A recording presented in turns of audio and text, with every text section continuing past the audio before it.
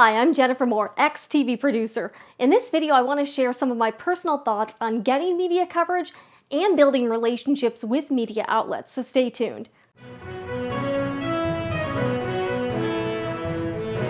During my 15-year career, I've worked with many individuals who wanted to get media coverage for something they were doing. Whether it be a book, whether it be for a client they wanted to get on air, whether it be a politician or a business that wanted you to come to their event. I've worked with a lot of people over the years, and I wanted to share some of my personal observations. If you're here and you work in media relations, PR, or marketing, I don't want you to be offended by this video, but I also really wanted to be 100% honest with you to best help you to improve your media relations and also send better story pitches and have a better chance of actually getting coverage from these media outlets. So I really hope you take it that way. Anyways, I wanted to share some of my own experiences, and I hope this video is helpful. Now, my own experiences in the newsroom, I have worked as an assignment editor, and if you're not familiar, the assignment desk is pretty much like the nerve center for the newsroom. All information goes through that desk, and if you're looking for a point of contact in any newsroom, that's it. It's not necessarily the anchor or the reporter or like the EP or the news director, because they're just going to send that information to the assignment desk anyways. So why not just skip all of that and get your information to the assignment desk directly? All newsrooms have something like this, and they can vary depending on the organization as far as how they're operated, but usually there is a newsroom email and a newsroom phone number, and the best thing for you to do is to send your pitch or your press release to the newsroom email. I would recommend you really try to cut down on your phone communication, just because newsrooms are flooded with phone calls. And as I mentioned in another video, a lot of these phone calls are crazy people. So the people working in a newsroom are dealing with a lot of phone calls, and most of them are not legitimate. So getting even more phone calls is going to be very time consuming, and also sometimes it can be a little bit frustrating. So my best recommendation is if you're not calling about something really urgent, it might be best to send an email instead. Now, if you have something booked with this station and you need to be there, or you're running late, and it's something that needs to be communicated to the newsroom, by all means, give them a call. Also, if you do call, and I highly recommend you try emailing first if it's not urgent, don't ever call during a newscast. So be sure you're aware of these times that the newsroom has a show, and avoid calling, say, at between 5 and 7 a.m. or 12 to 12:30 p.m. or between, I would say 4:30 and 7 p.m. because that's when all of their evening shows are on, and then again at 11 p.m. When those newscasts are on, there are fewer people in the newsroom, they are busier, and that also means there's fewer people to answer the phones. Another thing to keep in mind is that every place I've worked, the assignment desk was responsible for doing something called comps. So at the start of every newscast, they have to pay attention to what their competition's doing, called comps. So the assignment editor is responsible, 5 a.m., 6 p.m., noon, all the start of the show times, to notice what the competition is doing and keep a log of all the stories that everybody else does. And basically it's to make sure that they don't miss anything and that they've got all their bases covered. So if you call right at 6 p.m., you are interrupting an assignment editor during their comp time. And you don't really want to do that, because I've had it happen to me, and it kind of sucks, because then that throws you off of what you're doing, and then you end up missing a large chunk of that newscast, so you don't know what your competition covered. So that's something that I think a lot of people outside a newsroom don't realize is happening, but I'm telling you, that was my experience. When you're working on your email or press release to the newsroom, also keep in mind a few things. In all of your information and correspondence, you need to answer a few questions within that email when you send it out originally. Who, what, why, where, and when. And the newsroom needs that information in order to be able to judge whether they're going to cover whatever it is you're doing or whether they're interested in your story. And if you leave out pertinent information, that leaves them with more questions, and then they either have to expend the time to get that answer, or they might just go over you entirely, especially if I've seen a lot of press releases with wrong dates, or it'll say Friday the 27th, but Friday is actually the 28th. So you're like, is the event on, Friday or is it Thursday? So when you're sending out correspondence, make sure all the information is accurate. Make sure you are double checking things. I can't tell you how many times I received information that was inaccurate, incomplete, or just very confusing. I would also try to keep your emails kind of on the shorter side. You don't need to write them a novel because they're not going to have time to read it. If you're sending a pitch, make sure it's kind of short and sweet, gets to the point and has all the relevant information. Use bullet points. You can also direct them to your website. Like if they want to learn more information about it, they can, but don't jam up the email with just so much information they're going to have a hard time sifting through it all. Another thing to keep in mind when you are corresponding with a newsroom, be sure that you are sending it in a form that these news employees can copy and paste. So that means don't send a PDF file. Like don't send a press release with a PDF file. I can't tell you how many times I've gotten those, because then I would feel frustrated because I'm like, oh my gosh, there's so much information in here and I can't copy and paste it, because what happens is everything that comes to the newsroom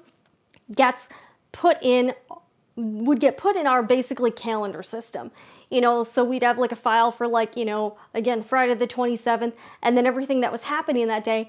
And then they typically don't decide if they're going to cover something until the day of. So you're really not going to get an answer on if the news crew is going to be coming there until that day, because they're just not able to make those decisions without knowing what's happening that day. So be sure you are giving them information in a format. Please make sure they can copy and paste it. Also, I would avoid any sort of funky format that's difficult to read or has a lot of funky text or weird graphics. Make it very easy to read. And yes, make sure that they can copy and paste it. Don't do the PDF thing. Just put that copy into the body of the email. That's really best. I remember there was one law enforcement agency I had worked with a lot, and whenever they would send press releases out, it was always in this really weird format, and you couldn't copy and paste the information because it looked really weird. And it would always take a lot longer to work on that one press release than the others, just because you just had to do so much stuff. You're like, you would have to end up transcribing it from that initial press release, and it drove me crazy. So that's something you can do to make a journalist's life a little bit easier. Quite often when I got a press release via email, I would also get an accompanying phone call from a marketing or PR person asking if I got the press release. You don't need to do that. What you can do, instead of doing that, because again, we don't need the extra phone calls, send your release out maybe, unless it's some huge event like the Pope's coming to town or something, you're really safe sending your press release out about a month out. About that is pretty good. And also maybe about a week or like a day out. So you can keep re-forwarding the same press release. Maybe if you have updated information, you can do that. Or if you have a better idea, like say you have an event, but 6 months out, but you don't know what celebrities you're going to have. And then closer to the event, you do know who's there. You can continue to update those newsrooms with that information. But please do not call newsrooms just to ask if they got a press release. And if you do send press releases, often you won't get a response from them until the day of, or if they just may show up at your event. Because again, we would make those decisions kind of on the fly sometimes. So last minute we may decide, yes, we are going to this event, or last minute maybe no. So it would be very hard for a newsroom to guarantee coverage until they're actually at the event. So I'm just speaking from personal experience. If you do work in a newsroom or you're another ex-TV newser, feel free to also weigh in the comments, because I don't want this to just be me with an opinion. This is just what I experienced, but you may have had different experiences, so feel free to share those as well. And I do want to go over sort of the thought process that would go into our coverage plans for the day. The event, as far as the daily events go, it would kind of depend on, how much does this impact the community? Will there be lots of people there? Is there a news angle? Is there a today angle to this? If it's sort of like I have a business and there's a sale at my shop, that's probably not going to be very likely to get covered.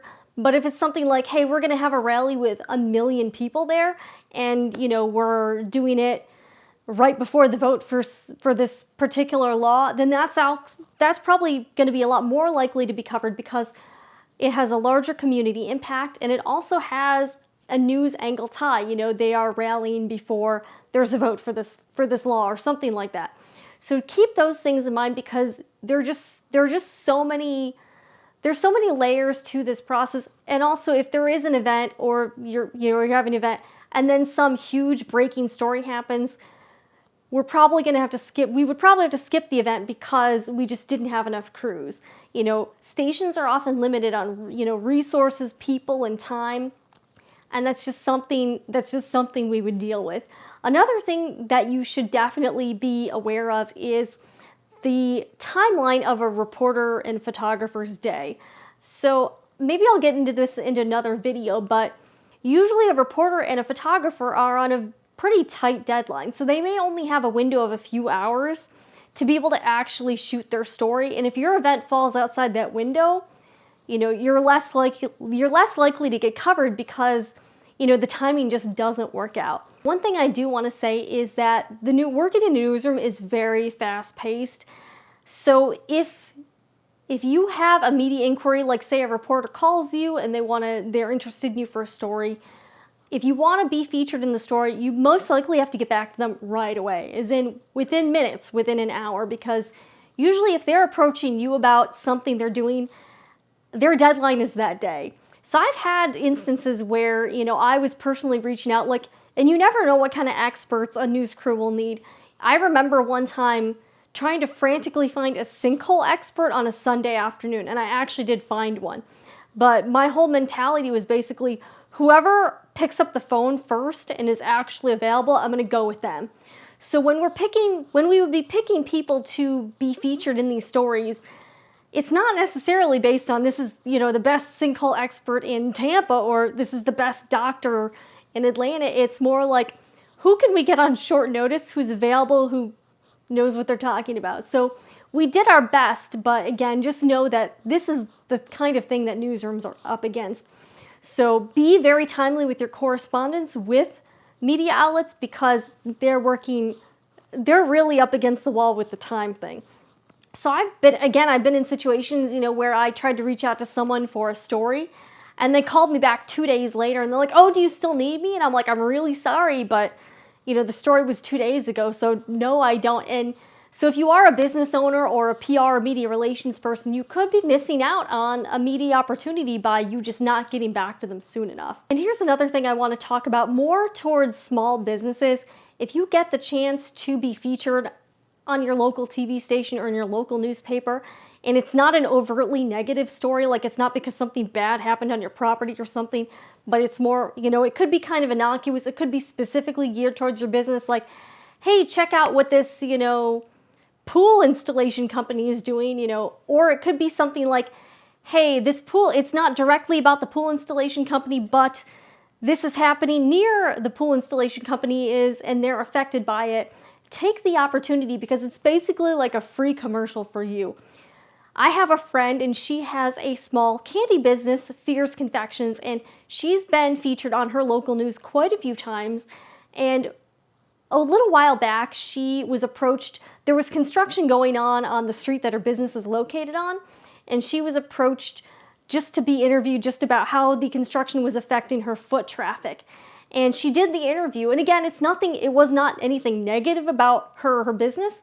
It was just a story that was initially unrelated to her business, but she did the interview, and she was the only business owner interviewed in the story. So they gave her quite a bit of airtime, and that worked out, again, to free publicity for her, even though it wasn't necessarily directly about her candy shop. And I'll try to find the story and link it below if you want to watch it. But my friend Cassie had a lot of good success in building relationships with her local TV stations. So don't turn down opportunities like that. Definitely jump at them if you get the chance, or if they approach you. It might seem a little strange, like, hey, this isn't directly about me, but indirectly, people are getting exposed to you and what you do. I used to produce a dining segment for a station, so we would go to restaurants every week. We did one piece a week, And it was not like a bad story. It was more of like a restaurant profile. Like, hey, here's, this Chinese restaurant. This is what their menu is like. We'd get shots of the food. We'd talk to the chef or the owner. And it was a very nice, it was definitely a positive story in my opinion. And I can't tell you how many times sometimes I would feel a little bit desperate because I'm like, we don't have any restaurants for the next 2 weeks. And I can't tell you how many restaurants would say no. Like, seriously, I had many, many restaurants turn me down, or like, I don't know if maybe they were nervous or they didn't feel comfortable with the idea, but they would be like, we're remodeling right now, so we can't, or, maybe another time, or they just got really suspicious. But look, I'm telling you, your local TV media may not necessarily be out to get you. Sometimes they're just trying to do a story, and this story was not at all negative to the business. But I got a lot of no's with that segment, and I was kind of surprised because I was really offering them what had to have equated to thousands of dollars in exposure. So if you're a business owner, please keep all these things in mind, because I was always kind of puzzled as to why that happened. I'm like, I don't know why they're turning me down. I'm offering them some free exposure. I don't know. Anyways, these are just some things I have noticed and thought over the years, and I thought I would share it in a video. If you enjoyed this, feel free to give me a thumbs up and subscribe to this channel if you'd like me to be your guide inside the media industry.